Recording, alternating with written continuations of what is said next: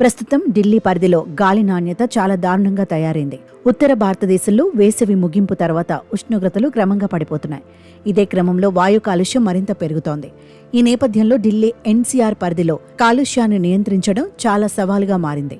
అంతేకాదు, పంజాబ్, హర్యానాలలో వరి పొట్టు దగ్ధం వంటి సంఘటనలు ఎక్కువగా అవుతుండడం కాలుష్యానికి ఓ కారణమని నిపుణులు చెబుతున్నారు.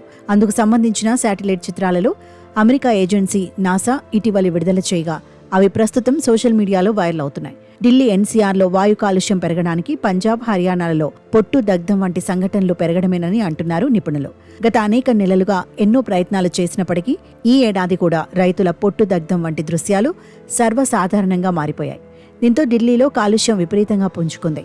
పంజాబ్, హర్యానాలలో లైవ్ ఫైర్ మ్యాప్ భారీ అగ్ని ప్రమాదాల నాసా చిత్రాలు ఈ కాలుష్యం తీవ్రతను స్పష్టంగా చూపిస్తుండడం విశేషం. ప్రతి సంవత్సరం లాగానే ఈ ఏడాది కూడా అక్టోబర్ నెలాఖరు, నవంబర్ మొదటి వారంలో సింధు గంగా మైదానాల్లో రైతులు మంటలు పెట్టారు.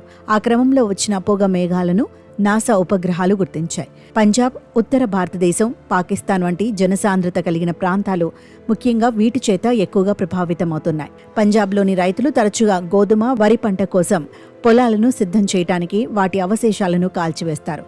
ఇది చౌకైన పద్ధతి అయినప్పటికీ దీని కారణంగా వచ్చే కాలుష్యం ఢిల్లీ పరిధిలోని ప్రాంతాల్లో ఎక్కువగా ప్రభావం చూపుతోంది. సెంట్రల్ పొల్యూషన్ కంట్రోల్ బోర్డు నివేదిక ప్రకారం న్యూఢిల్లీలో శుక్రవారం వరుసగా 3వ రోజు గాలి నాణ్యత పడిపోయింది.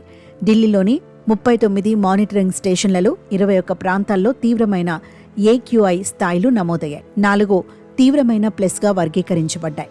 జహంగీర్పురి, బవానా, వజీర్పూర్, రోహిణీలలో AQI స్థాయిలు వరుసగా 458, 455, 455, 452తో అత్యంత చెత్త కాలుష్యాన్ని ఎదుర్కొన్నాయి.